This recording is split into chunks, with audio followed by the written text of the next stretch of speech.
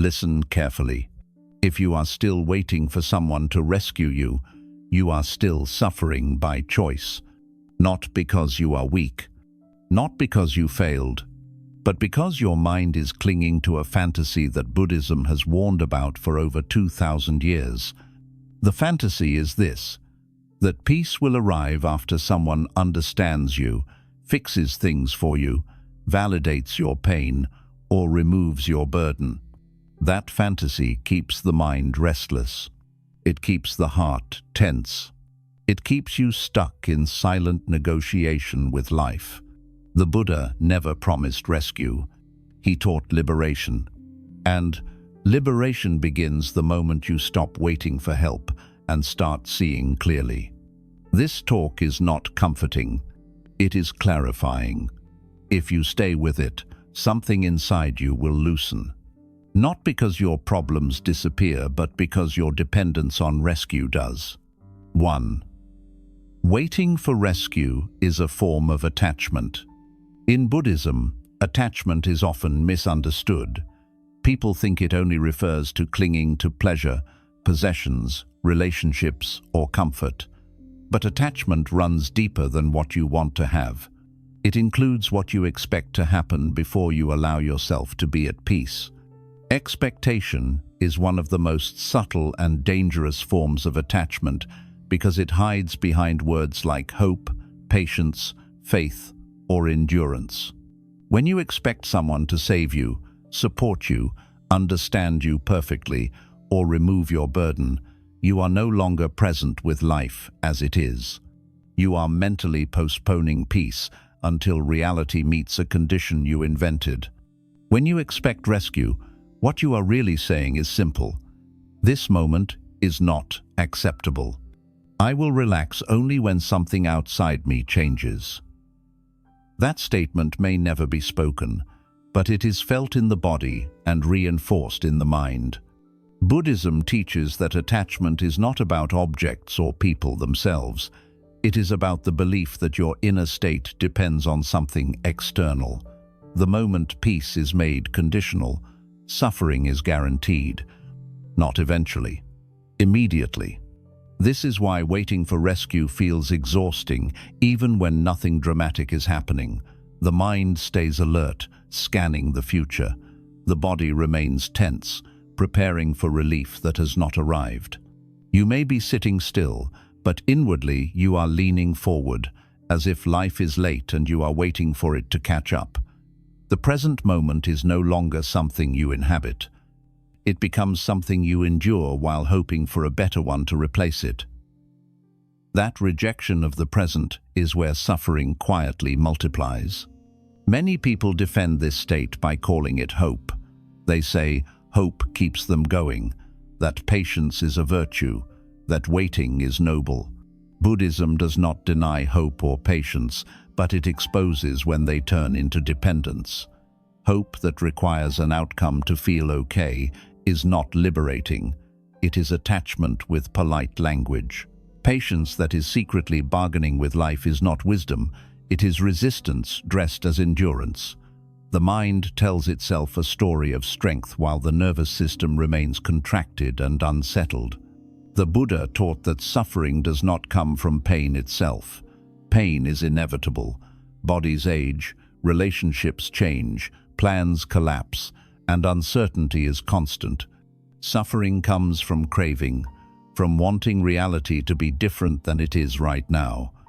Waiting for rescue is one of the clearest expressions of this craving. It says, I do not accept this moment unless it improves. The improvement may be another person showing up, circumstances shifting, validation arriving, or clarity being handed to you. But until then, the mind remains in protest. This protest creates a subtle inner friction. On the surface, you may appear calm or patient. Underneath, there is tension, disappointment, and often quiet resentment. You are not just waiting, you are resisting what is here while pretending to tolerate it. That contradiction drains energy. It is why people who wait for rescue often feel tired, even when they are doing very little. The fatigue does not come from effort, it comes from inner conflict. Buddhism points out something uncomfortable but freeing. The future you are waiting for does not exist. It exists only as a mental image. When you attach to rescue, you are attaching to an imagined version of relief. The mind rehearses it repeatedly. When this person understands me, then I'll relax. When someone helps me, then I'll feel safe. When things finally change, then I'll be at peace. Each of these thoughts pulls awareness out of the present and anchors it to a fantasy. And the more convincing the fantasy feels, the more unbearable the present becomes. This is why insight changes everything. The moment you clearly see that waiting itself is the source of tension, something shifts, not emotionally at first. Structurally, you stop organizing your inner life around a future rescue. You stop holding your breath for something to arrive.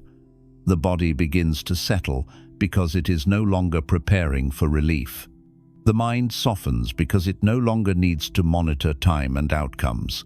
This does not mean you stop accepting help when it comes. Buddhism does not teach isolation or stubborn independence. It teaches non-attachment.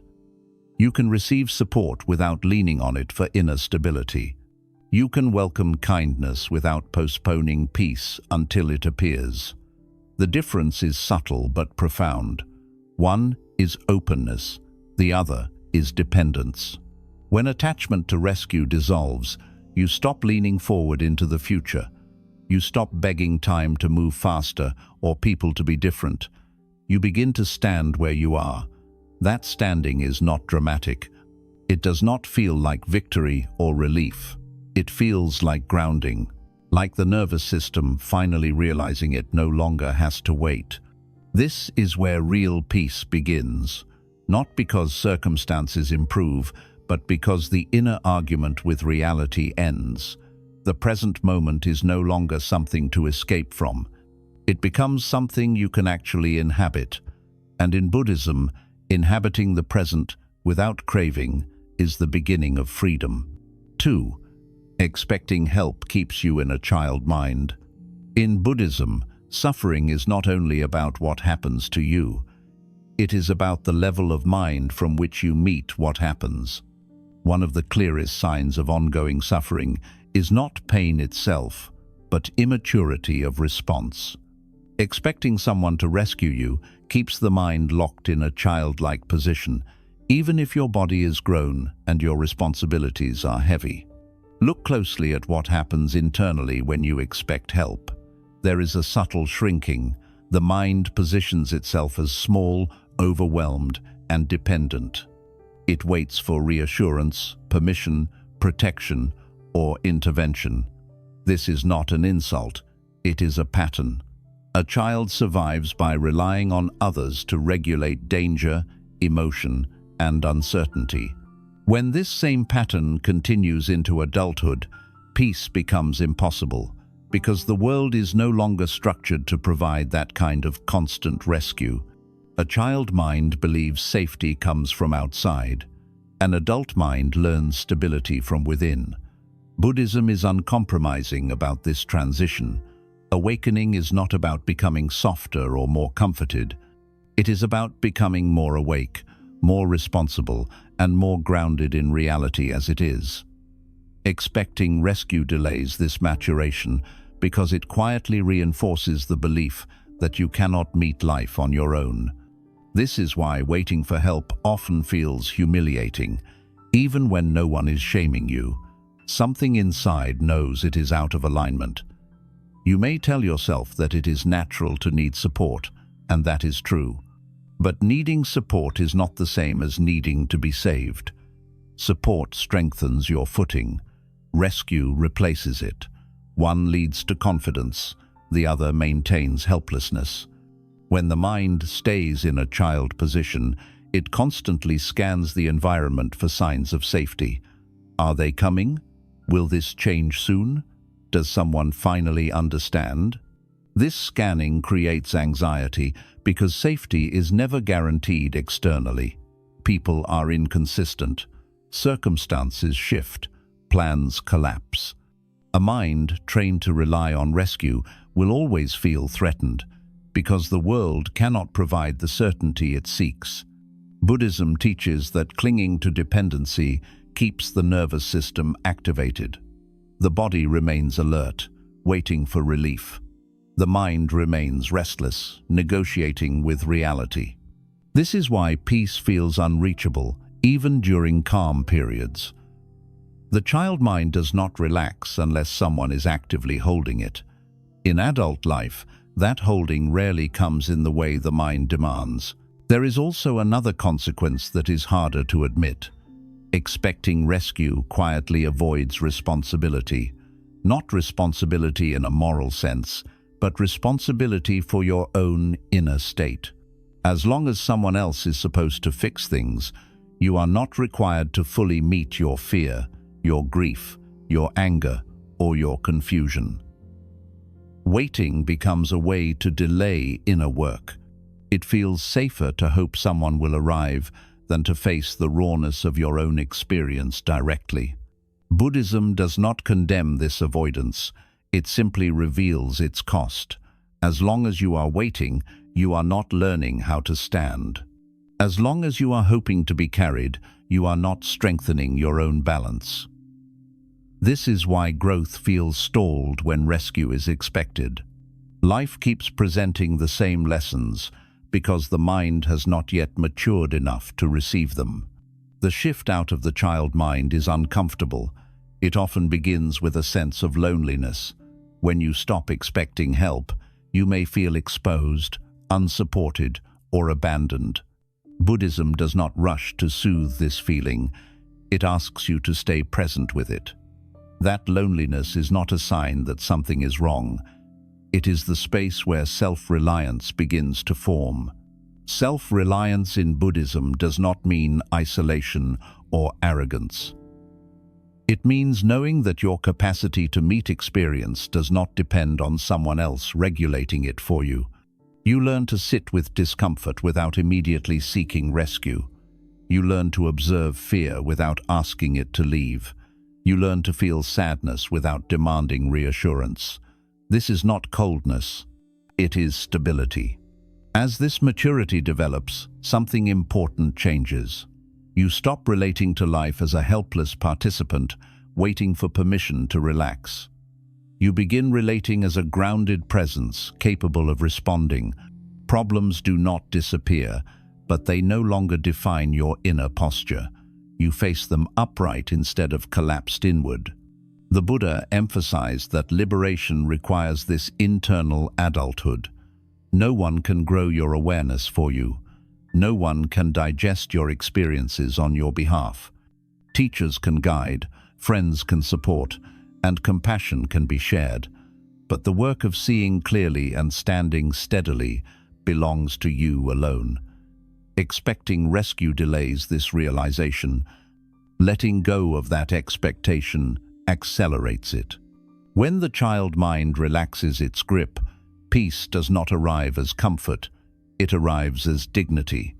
You feel solid, not because life is easy, but because you are no longer waiting to be held before you can breathe.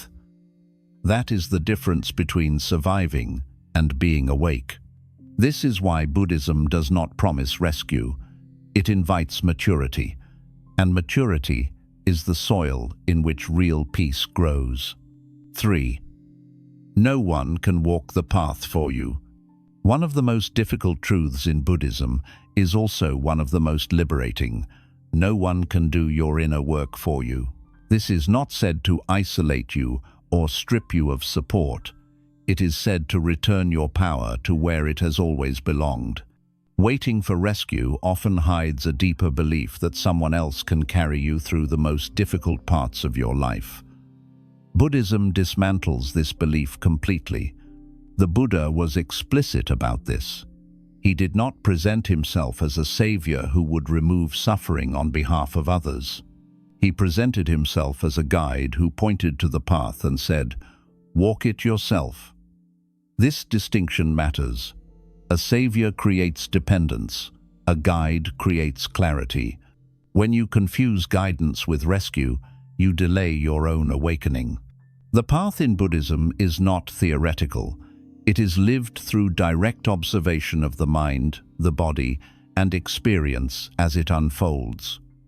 No one else can observe your thoughts when they arise. No one else can notice how craving tightens your chest or how fear narrows your attention. No one else can release the grip of your habits for you. These processes require your awareness, moment by moment. Waiting for someone to walk the path for you is another form of resistance. It says, "I will engage fully once I am supported enough, understood enough, or ready enough." But readiness does not precede the path. It is created by walking it. Buddhism teaches that clarity is not something you receive. It is something that emerges through sustained attention. This is why many people remain stuck despite consuming teachings, listening to talks, or seeking reassurance. Information accumulates, but transformation does not occur. The mind is waiting for insight to arrive fully formed, as if delivered from outside. But insight grows slowly through repetition, discomfort, and honest observation. No one can speed this up for you. There is also a subtle emotional avoidance at play when rescue is expected. Walking the path means facing aspects of yourself you would rather not see. It means noticing how often you blame, how quickly you cling, how deeply you resist uncertainty. When someone else is imagined as the solution, these confrontations can be postponed. Waiting becomes a shield against self-examination. Buddhism removes that shield gently but firmly. It does not accuse you of laziness or weakness. It simply states that liberation is a personal process. The mind that suffers must be the mind that understands suffering. The mind that clings must be the mind that sees clinging. This cannot be outsourced. This realization can feel heavy at first. When you truly accept that no one can walk the path for you, a sense of aloneness may arise. You may feel unsupported or exposed. Buddhism does not deny this feeling. It asks you to observe it without turning it into a story. That aloneness is not abandonment, it is autonomy being born. As you stay with this truth, something shifts. You stop waiting for permission to engage with your life. You stop postponing inner work until conditions improve. You begin where you are, with the mind you have, in the circumstances that exist. This is not resignation. It is alignment with reality. The Buddha emphasized effort, not in a forceful or aggressive way, but as consistent engagement. Right effort means showing up again and again to see clearly, even when nothing dramatic happens. No one can apply this effort for you. Encouragement may inspire you, but the effort itself must be yours. When you accept that the path is yours alone, responsibility returns to its rightful place. Responsibility here does not mean blame, it means ownership. You begin to see that while you cannot control everything that happens, you can control how honestly you meet it. This realization restores dignity and strength. Paradoxically, when you stop waiting for someone else to walk the path, you often feel more connected, not less. You relate to others as fellow travelers rather than saviors. Support becomes mutual rather than hierarchical. Compassion flows more freely because it is no longer mixed with expectation. This is why Buddhism insists on personal practice, not because it is harsh, but because it is realistic. Liberation is not granted, it is cultivated, and cultivation requires your direct participation. When you stop waiting for rescue and accept that the path is yours to walk, peace does not come from certainty. It comes from commitment. You are no longer asking who will carry you. You are simply taking the next step, fully present, fully responsible, and finally awake. 4. Peace comes from acceptance, not Intervention. Most people believe peace arrives when something intervenes. A problem is solved, a person changes, clarity appears, or circumstances finally align. This belief is so common that it goes unquestioned. Yet Buddhism directly challenges it. Peace does not come from intervention, it comes from acceptance. And until this is understood, the mind remains restless, always waiting for the next fix. Intervention assumes that something outside you must change before you can be at ease. Acceptance recognizes that ease is not dependent on rearranging reality. This does not mean you approve of everything that happens. It means you stop arguing with what already exists. The argument itself is what keeps the mind tense. The moment you see this clearly, peace stops being something you chase and becomes something you allow. Waiting for rescue is a refusal to accept the present moment. It says, "This should not be happening," or "This is not enough yet." Even if you appear calm on the surface, the mind is pushing against reality. Buddhism teaches that this resistance is the root of suffering, not the situation, but the inner refusal to meet it fully. Acceptance in Buddhism is often misunderstood as passivity. People fear that if they accept something, they will stop caring or stop acting. This is incorrect. Acceptance is not inaction, it is clear seeing. When the mind stops resisting what is already here, it gains the stability needed to respond wisely. Resistance clouds judgment. Acceptance sharpens it. Consider how the body reacts when you are waiting for intervention. There is tension, contraction, and vigilance. The nervous system is preparing for change, not resting in what is present. Peace cannot arise in this state because the body is signaling that the moment is unsafe. Acceptance sends a different signal.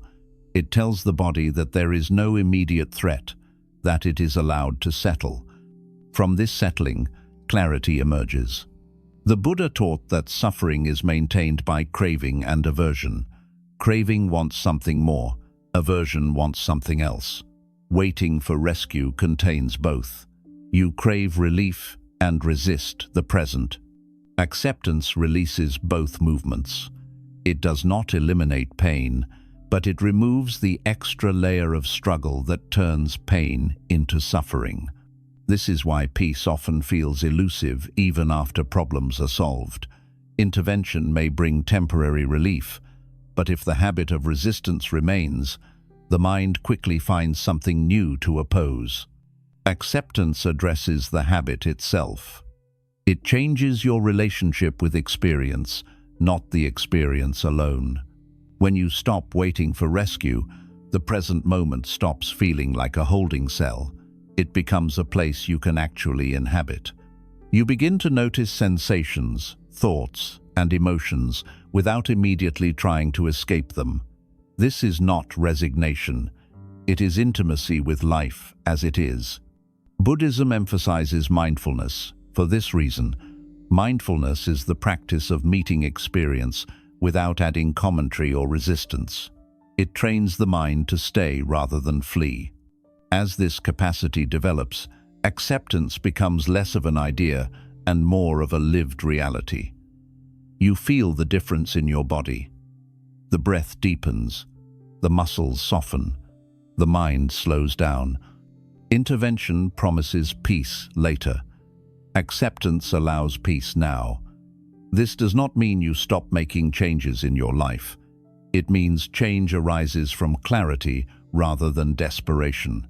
When you accept what is here, your actions become more effective because they are not driven by panic or avoidance.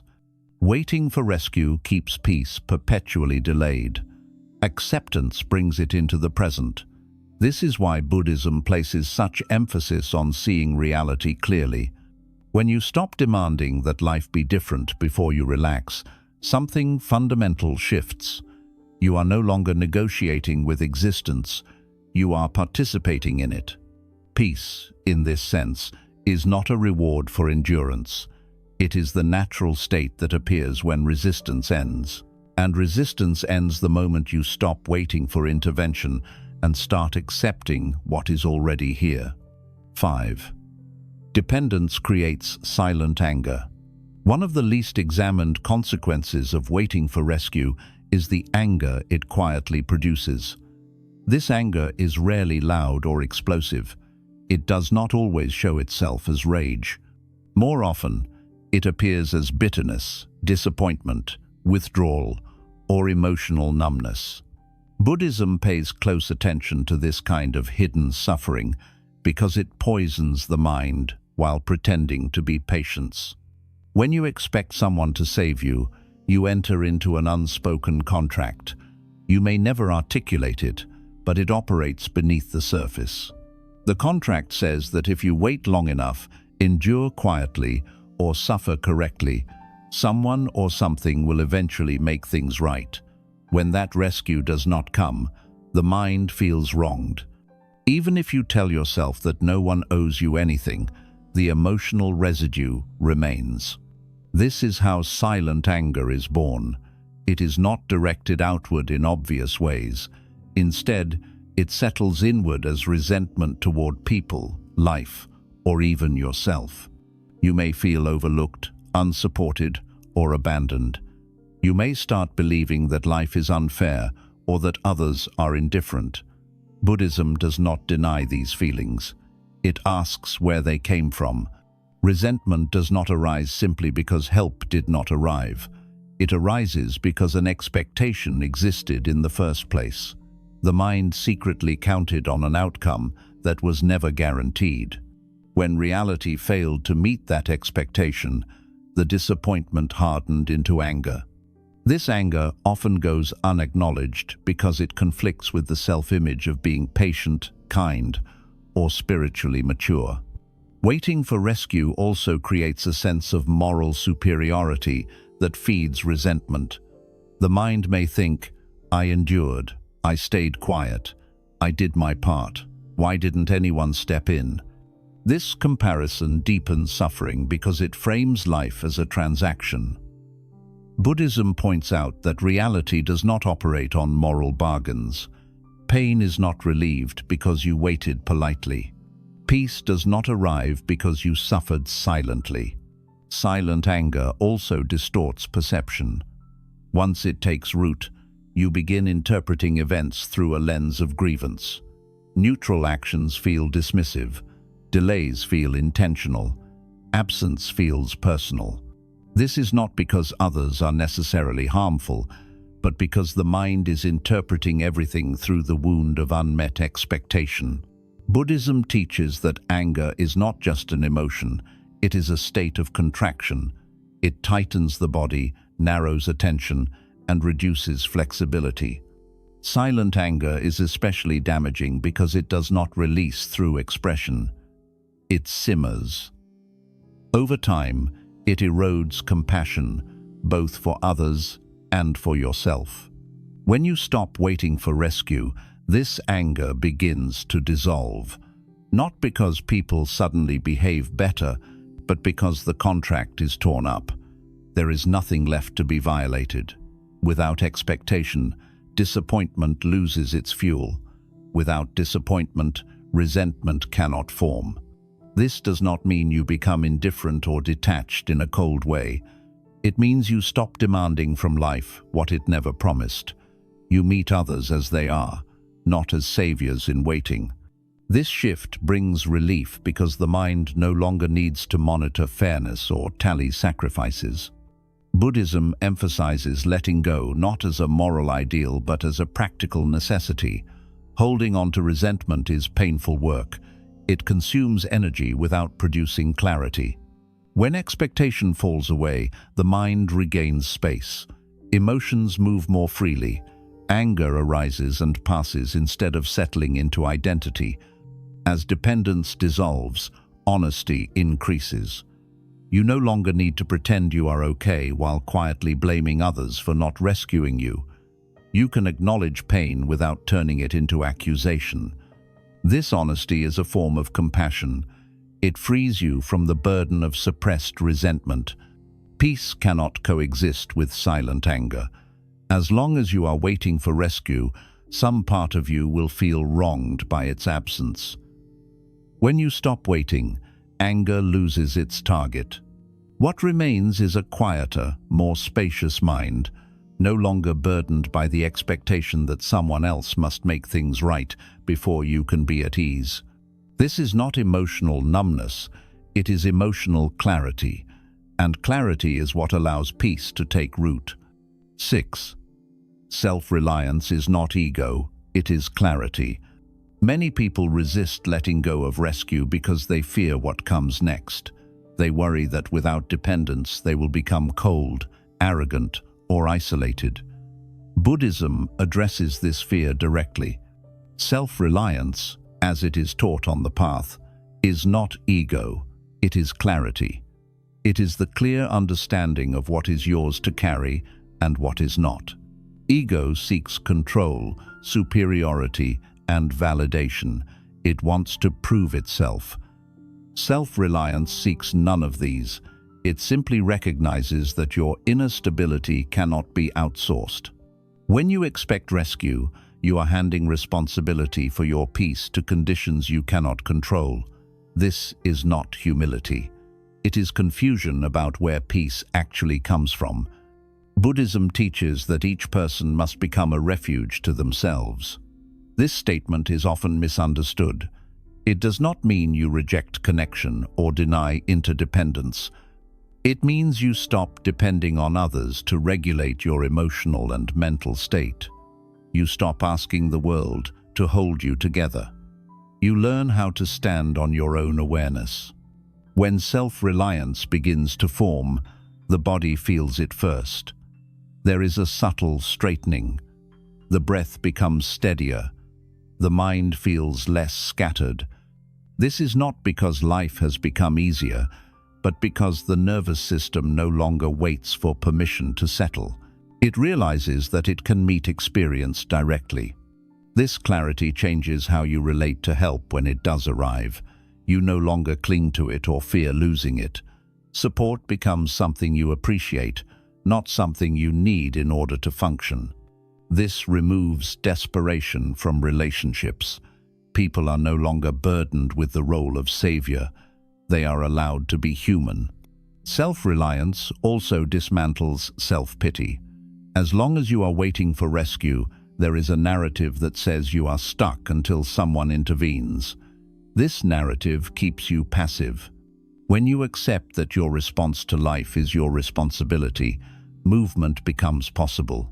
You may not control circumstances, but you control your engagement with them. Buddhism does not glorify struggle.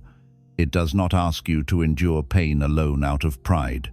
It asks you to see clearly what causes suffering. Dependence on rescue is one of those causes. Letting it go is not a heroic act. It is a practical one. As clarity deepens, confidence grows naturally. Not confidence in outcomes, but confidence in your capacity to meet whatever arises. This confidence is quiet. It does not need to announce itself. It shows up as steadiness in difficulty and simplicity in ease. When self-reliance replaces dependence, peace becomes less fragile.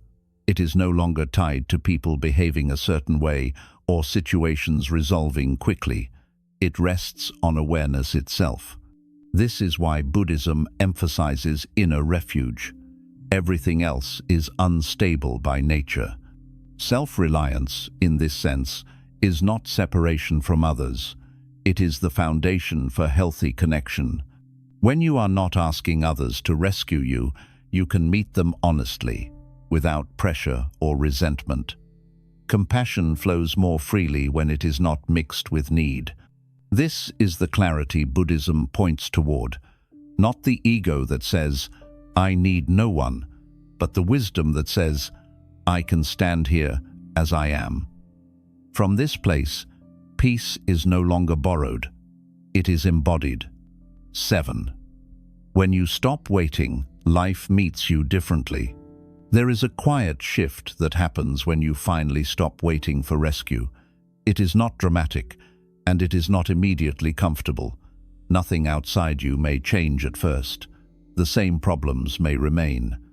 The same people may behave the same way. The same uncertainties may still exist.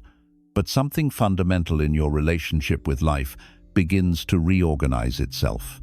As long as you are waiting, your posture toward life is collapsed. You are leaning forward into the future, hoping it will deliver relief.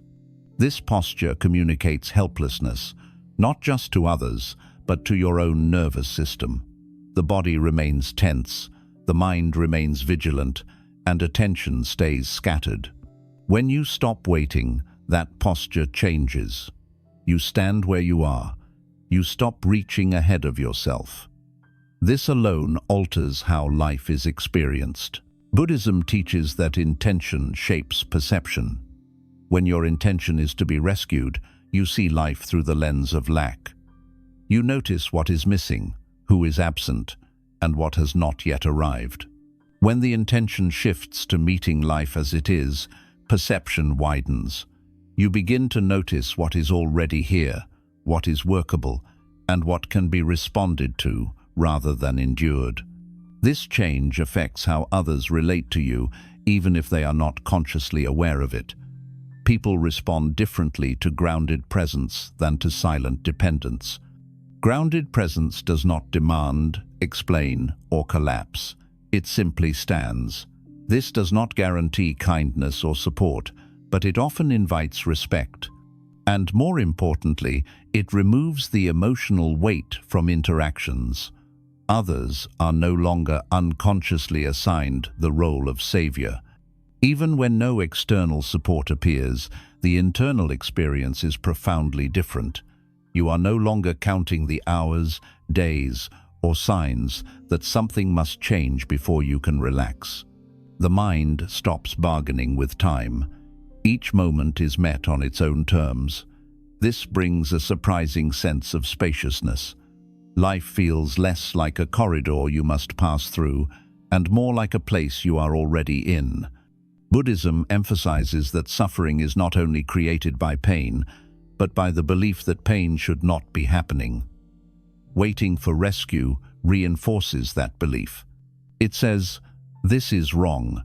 This must be fixed before I can be okay." When you stop waiting, that belief weakens. Pain may still be present, but it is no longer framed as an error in reality. It becomes an experience to be understood rather than an obstacle to be removed. This shift also changes how effort arises. When you are waiting, effort feels forced or desperate. You either overexert yourself trying to escape your situation, or you give up and remain passive, hoping something external will intervene.